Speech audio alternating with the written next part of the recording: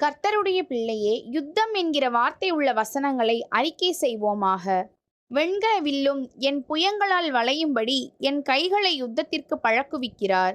சங்கீதம் 18:34.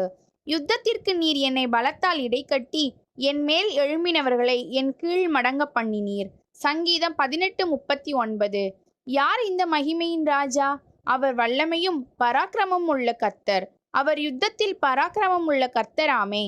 சங்கீதம் 24:8. எனக்கு விரோதமாக ஒரு பாளையம் இறங்கினாலும் என் இருதயம் பயப்படாது.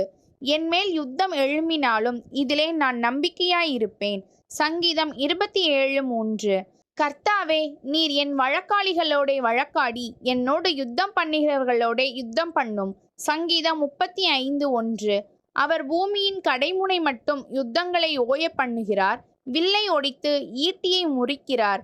ரதங்களை நெருப்பினால் சுட்டெரிக்கிறார். சங்கீதம் 46:9. அவன் பட்டயத்தின் கருக்கை மழுக்கி போட்டு அவனை யுத்தத்தில் நிற்காதபடி செய்தீர். சங்கீதம் 89:43. நான் சமாதானத்தை நாடுகிறேன், அவர்களோ நான் பேசும்போது யுத்தத்திற்கு எத்தனப்படுகிறார்கள். சங்கீதம் 127. ஆண்டவராகிய கர்த்தாவே, என் இரட்சிப்பின் பலனே, யுத்த நாளில் என் தலையை மூடினீர். சங்கீதம் 147. என் கைகளை போருக்கும் என் விரல்களை யுத்தத்திற்கும் படிப்பிக்கிற என் கண்மலையாகிய கர்த்தருக்கு ஸ்தோத்திரம்.